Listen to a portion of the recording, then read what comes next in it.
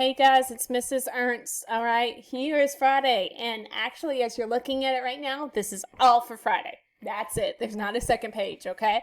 So for Friday, we have a read aloud, and then you're going to be sharing your writing on the video chat. Now, if you cannot share your writing on video chat, you're more than happy to message me your writing, okay? We have a decodable reader that you're going to listen to, and then after that it's making a tornado out of water, out of soda bottles and with water. Now in here they suggest you use a lamp oil for the color.